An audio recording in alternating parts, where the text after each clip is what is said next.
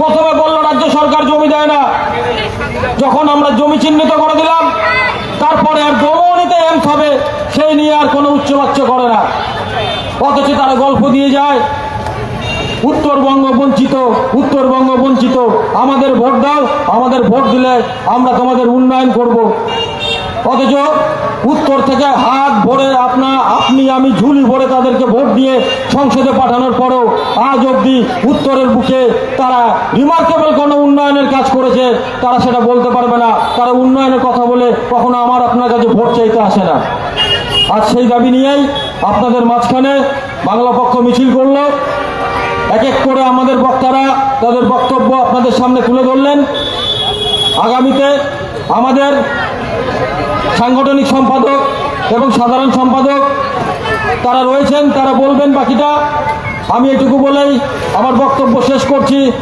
দয়া করে এই মাইকের আবার যতদূর পৌঁছচ্ছে প্রত্যেক জলপাইগুড়িবাসীকে অনুরোধ, আমাদের বক্তব্যগুলো ভালো করে শুনুন, অনুধাবন করুন এবং বাংলা পক্ষকে কোনো একটা দলের সাথে না টেগিয়ে দিয়ে বাংলা পক্ষ যে কথাগুলো বলে সেই উন্নয়নের পাশে দাঁড়ান। আমাদের উন্নয়নের কথায় আমাদের পাশে শরিক হন। এই রাজ্যের মানচিত্র, এই উত্তরের মানচিত্র বাংলা পক্ষ পাল্টে দেবে। ভোটে লড়াই করার কোনো প্রয়োজন হবে না। জয় বাংলা, জয় বাংলা।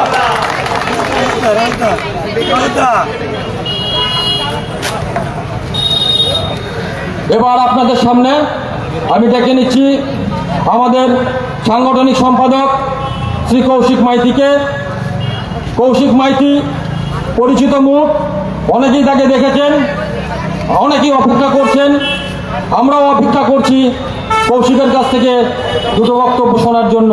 মঞ্চে ডেকে নিচ্ছি সাংগঠনিক সম্পাদক বাংলা পক্ষের শ্রী কৌশিক মাইতিকে। জয় বাংলা।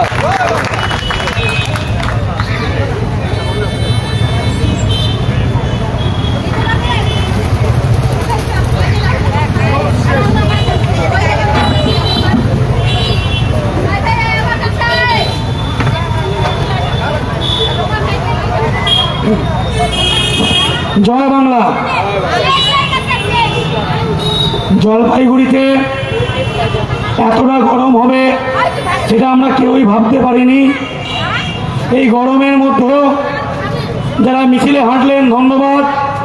পুলিশ প্রশাসন যারা সহযোগিতা করেছেন, জলপাইগুড়ি মহকুমা শাসক, জলপাইগুড়ি জেলা পুলিশ, সকলকেও অসংখ্য ধন্যবাদ। সকল দাবিটা স্পষ্ট করে বলেছে। আমি অত্যন্ত সহজ ভাষায় বলবো, বঞ্চনার অনেক গল্প হয়েছে। ক্ষোভ উস্কে দিয়ে বাঙালি রাজবংশী বিভেদ করেছেন, উত্তর দক্ষিণ বিভেদ করেছেন, আর নয় বঞ্চনার কথা অনেক বলেছেন, ভোট দিয়েছেন। সাংসদ আপনাদের, সরকার দিল্লিতে আপনাদের কে আটকে রেখেছে? জয়ন্ত রায়কে কে আটকে রেখেছে? মনোজ টিক্কাকে কে আটকে রেখেছে? রাজবিশ মণিপুরের লোক তাই কে আটকে রেখেছে? সুকান্ত মজুমদার তাই কে আটকে রেখেছে? দিল্লি বাংলাকে বঞ্চিত করে, বাংলা মানে কি জলপাইগুড়িকে বঞ্চিত করে, আলিপুরদুয়ারকে বঞ্চিত করে, কোচবিহারকে বঞ্চিত করে, দার্জিলিং, কালিম্পং, উত্তর দিনাজপুর, দক্ষিণ দিনাজপুর, মালদাকে বঞ্চিত করে। ছজন সাংসদ বিজেপি তার দিল্লিতে কি করতে চায়? কোন বাজেটে এই জেলাগুলোর জন্য না বড় ইউনিভার্সিটি আছে, না বড় রেলের প্রজেক্ট আছে, না এমসের কথা আছে, না রেল ফ্যাক্টরি আছে, না স্পোর্টসের বড় প্রজেক্ট আছে। তাহলে কি করতে খবর কথা বলেন? আপনারা বাংলাকে বঞ্চিত করছেন, আপনারা জলপাইগুড়িকে বঞ্চিত করছেন, আপনারা কোচবিহারকে বঞ্চিত করছেন, আপনারা রাজবংশীদের বঞ্চিত করছেন, আপনারা আদিবাসীদের বঞ্চিত করছেন, কোচ, মেয়ে, ছোট, রাভা, নেপালি সকলকে বঞ্চিত করছেন। আমরা ভাইয়ে ভাইয়ে বিভেদ করব না। বাংলার প্রতিটা ভূমিপুত্র, আদিবাসী, কোচ, মেয়ে, রাভা, রাজবংশী, বাঙালি, ভারতীয়, নেপালি সকলে আমরা ঐক্যবদ্ধ হয়ে ডাক দেব জলপাইগুড়ি দোমোহনীতে দ্বিতীয় এমসাই। যারা ভাবছেন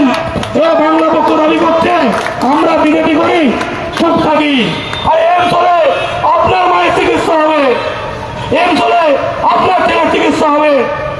তখন রোগ কিন্তু সিপিএম, তৃণমূল, বিজেপি থেকে হয় না। এখান থেকে পিটিতে নিয়ে যাবেন 15 ঘন্টা সময় লাগে, এখান থেকে বেরোতে যাবেন 40 ঘন্টা সময় লাগে। নিজের রাজ্য নিজের জেলায় দ্বিতীয় এমসের যে দাবি উঠেছে, ধর্ম নির্বিশেষে জলপাইগুড়ি থেকে আলিপুরদুয়ার, কোচবিহার, শিলিগুড়ি, দার্জিলিং, কালিম্পং, 2 দিনাজপুর, মালদা দাবি উঠুক জলপাইগুড়ি দমনিতে দ্বিতীয় এমস চাই এবং বাংলা পক্ষ এই দাবি আদায় করেই থাকবে, তবেই আমরা শান্ত হব। আমরা জিতবই, জলপাইগুড়িতে দ্বিতীয় এমস হবেই হবে। সুকান্ত মজুমদারদের মুখের ঝামাঝামা দিয়ে জলপাইগুড়িতে দ্বিতীয় এমস হবেই হবে, এই প্রতিজ্ঞা করছি। এবং শিয়ালদা, হাওড়ার মতো এনজেপিকে কেন্দ্র করে লোকাল ট্রেন নেটওয়ার্ক চাই, সেই দাবিতেও আমাদের লড়াই চলবে। আপনারা জলপাইগুড়ি সকলে বাংলা পক্ষ সঙ্গে আসুন।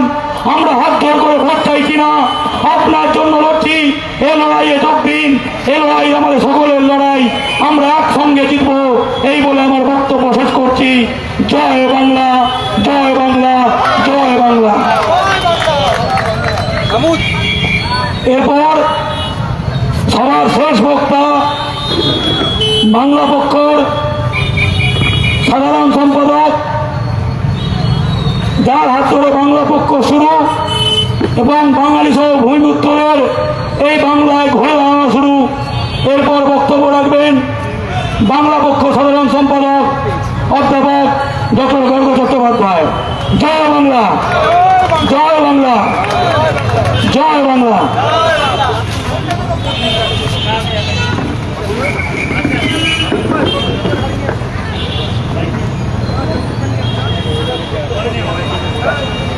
জয় বাংলা। আমি মাঝে মাঝে শুনি যে এখানকার মানুষের সমস্যা হলো যে এখানকার মানুষ ঐক্যবদ্ধ হতে পারে না। এখন যদি এখানকার মানুষ ঐক্যবদ্ধ হয়ে যেত তাহলে সব সমস্যার সমাধান হয়ে যেত। কিন্তু সেই যে ঐক্যর কথা বলা হয় সেটা স্বজাতির বিরুদ্ধে, ভাইয়ের বিরুদ্ধে ঐক্যের কথা বলা হয়। আজকে বাংলা পক্ষের এই ঐতিহাসিক মিছিল, যেখানে বাঙালি, রাজবংশী, রাভা, আদিবাসী সকলে ঐক্যবদ্ধভাবে হাঁটলো এবং একখানা সদর্থক আমাদের এই এলাকার, পশ্চিমবঙ্গের এই এলাকার একটি ন্যায্য দাবি আদায়, সংঘর্ষ এবং নির্মাণ, এই হচ্ছে আমাদের আদর্শ।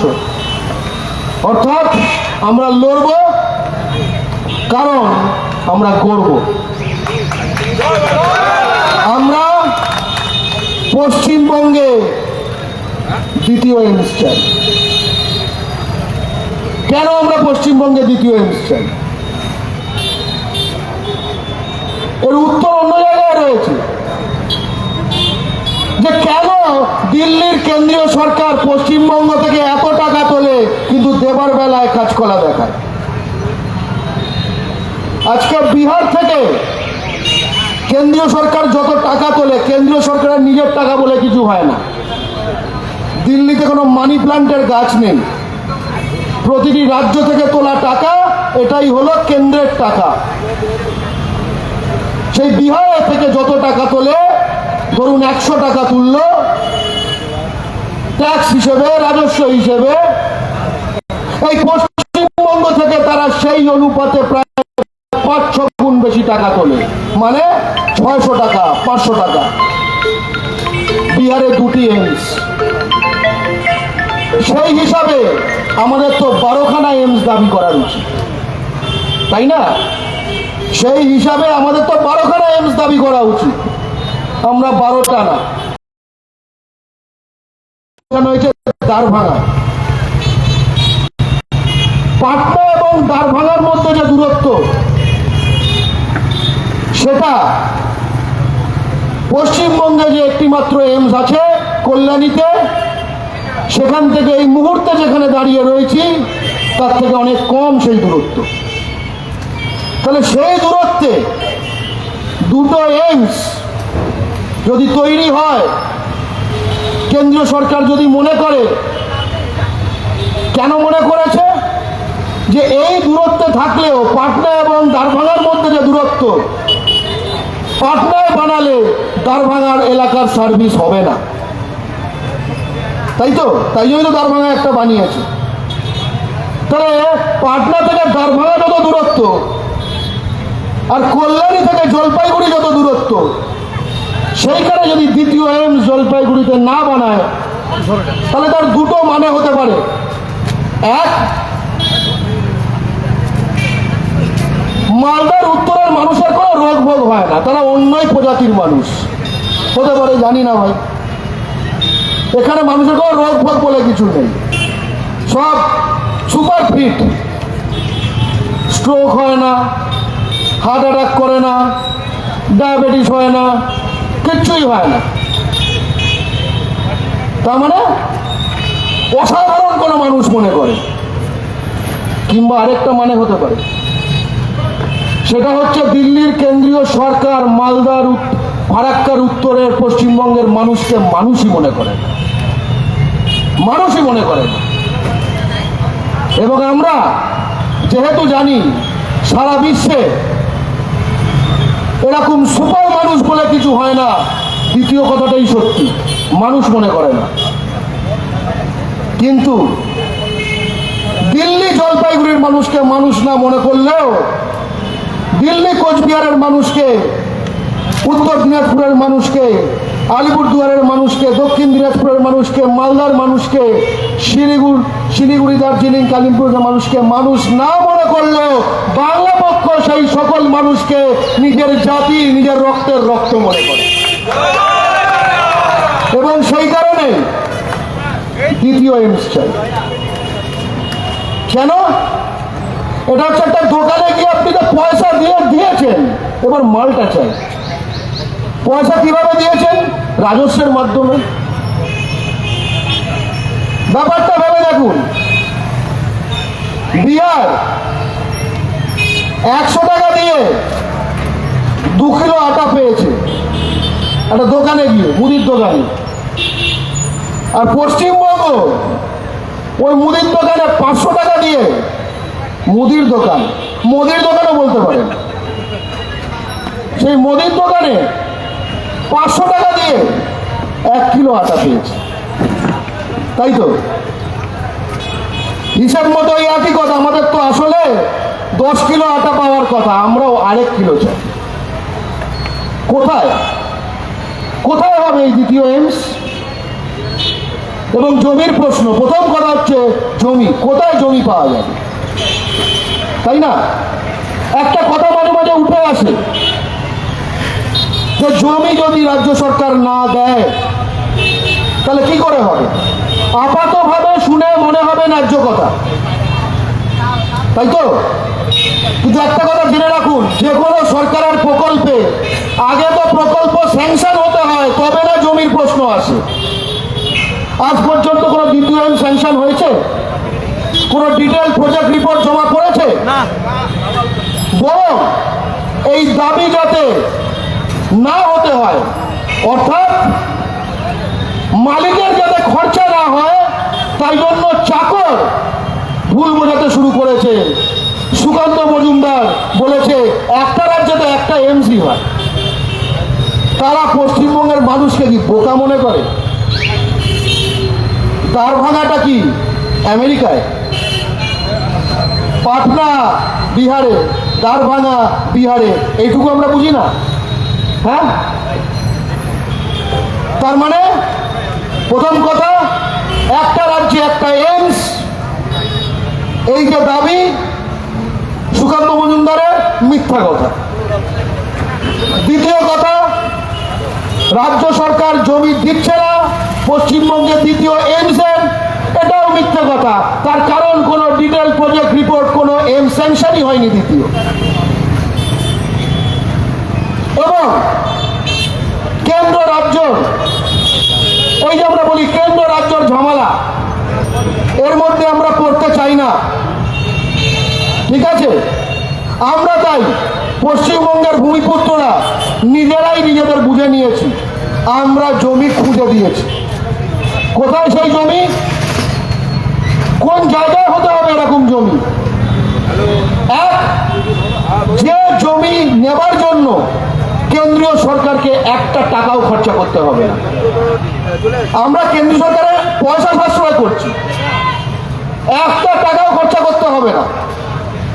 আর দ্বিতীয়, কিরম জায়গায় হতে হবে না এই এরকম এইমস, যেখান থেকে নানা জায়গা একখানা কাছাকাছি দূরত্বে রয়েছে, একটা কেন্দ্রস্থল মতো। তৃতীয়, সেই কেন্দ্রস্থল হতে হবে ভালো যোগাযোগ ব্যবস্থা সম্পন্ন, মানে বানাবেও তারপর রাস্তা হবে এরকম না, রাস্তা বানানো আছে, ট্রেন বানানো আছে, সেরকম জায়গায়। আমরা সারা পশ্চিমবঙ্গে মালদার ফরাক্কার উত্তরে ঘুরেছি, আমাদের বাংলা পক্ষ টিম করে আমরা একটা জায়গায় বুঝে যেতাম, পারফেক্ট জায়গা। কোথায়? এই আপনাদের এই জেলা জলপাইগুড়ির দৌমোহনীতে। সেটা তার পূব দিকে আলিপুরদুয়ার, কুচবিহার, জলপাইগুড়িতেই দৌমোহনী, পশ্চিম দিকে দার্জিলিং, শিলিগুড়ি, কালিম্পং, আর একটু দক্ষিণে উত্তর দিনাজপুর, দক্ষিণ দিনাজপুর, মালদা। মালদার ব্যাপারটা এমন হয়ে যাবে যে কলকাতা এবং এটা থেকে সমদূরত্বে। ঠিক আছে, ইউপির 3টে এইমস, এটা হোক না, 3 নম্বরটাও আমরা চাইব। ঠিক আছে, আমাদের কোটায় 10টা আছে, যত টাকা দিই। আর যদি বলে এত দিতে পারবো না, আমরাও বলবো এত রাজস্ব দিতে পারবো না, টাকা নিও না, টাকা দিও না। ঠিক আছে, হ্যাঁ, তাহলে লোকেশন বোঝা গেল। ওই জমি প্রায় 500 একর, সেই জমি কার জমি? সেই জমি কেন্দ্রীয় সরকারেরই জমি। স্বাধীনতার সময় থেকে সেই জমি রেল দপ্তরের, এবং এমন একটা জমি যেখানে রেল দপ্তরের আগে অনেক বেশি কাজকর্ম হতো, হেডকোয়ার্টার ছিল। এখন সেখানে বিস্তীর্ণ এলাকায় বহিরাগত অন্য রাজ্যের লোকেরা মাটি কেটে বেআইনি মাটি ব্যবসা করে। এইটাই হচ্ছে ওখানে ইকোনমিক অ্যাক্টিভিটি। একটা এইমস তৈরি করতে 100 একর জমিও লাগে না, আমরা তো 500 একর দেখিয়ে দিচ্ছি। তৃতীয়, যোগাযোগ ব্যবস্থা। দৌমোহনীর 2 পাশে 2টো এনএইচ আছে, একটা এসএইচ অর্থাৎ রাজ্য মহাসড়ক আছে, স্টেট হাইওয়ে, এবং দৌমোহনী নিজেই একটা জাংশন স্টেশন, তাই তো? অর্থাৎ যোগাযোগ ব্যবস্থার কোনো সমস্যা নেই। তাই সমস্যাটা কোথায়? এইখানে কেন্দ্রের শাসক দলে যাদেরকে এমপি করে পাঠানো হয়েছে, আমরা তাদের এমপি সাহেব মনে করি। দুঃখের কথা, এই যে বিজেপির যারা এমপি সাহেব, তারা তার সাহেবের কাছে গিয়ে সামনে হাত জোর করার দর্শনের টাইমটাও পায় না, এত তাদের হতচ্ছেদা করা। এইটা হলো বাস্তব, এইটা হলো বাস্তব। ওরা পাত্তাই দেয় না। শুভেন্দু অধিকারীকে দিল্লিতে বসে 2 দিন অপেক্ষা করতে হয় টাইম পাওয়ার জন্য। কোথায় জয়ন্ত রায়, কোথায় জয়ন্ত রায়, তাই না? এই হলো বাস্তব। আমরা বাংলায় দিল্লির চাকর চাই না, আমরা সেই রকম লোকজন চাই যারা দিল্লিতে বাংলার প্রতিনিধি। স্পষ্ট কথা। এইসব শুনে যদি বিজেপি এমপিদের গা চিরপির করে, আমরা বলছি সমাধান করে দিন, নিজেদের হেডম দেখান, দ্বিতীয় এমসটি স্যাংশন করিয়ে আনুন। স্পষ্ট কথা। আমরা ধন্যবাদ জানাবো, আমরাই ধন্যবাদ জানাবো। এবং এই এইমসের জন্য লড়াই দক্ষিণ 24 পরগনায় হবে। কেন দক্ষিণ 24 পরগনায়? কারণ বাংলা পক্ষ বলে না যে উত্তরবঙ্গে এইমস চাই, বাংলা পক্ষ বলে পশ্চিমবঙ্গে দ্বিতীয় এইমস চাই। তাই জন্য এটা সারা পশ্চিমবঙ্গের ইস্যু। রাজস্বের টাকাটা সারা পশ্চিমবঙ্গ দেয় এবং এক্ষেত্রে যাদের স্বাস্থ্য পরিষেবার কথা বলা হচ্ছে তারা কোনো বাইরের লোক নয়, তারা আমাদের লোক, তারা আমাদের লোক। তাই আমরা এই লড়াই যেমন কলকাতায় করছি, তেমন জলপাইগুড়িতে করছি, তেমন গতকাল বীরপাড়া আলিপুরদুয়ারে করেছি এবং এই আওয়াজ কিন্তু আস্তে আস্তে বাড়তে থাকবে। একটা কথা বলতে পারি, এই সভায় আমার চুল পাকতে শুরু করেছে, কিন্তু যাদের চুল পাকেনি তাদের কিন্তু চুল পাকার আগে আমরা দ্বিতীয় এইমস দমোহনীতে আমরা কিন্তু আদায় করে ছাড়ব।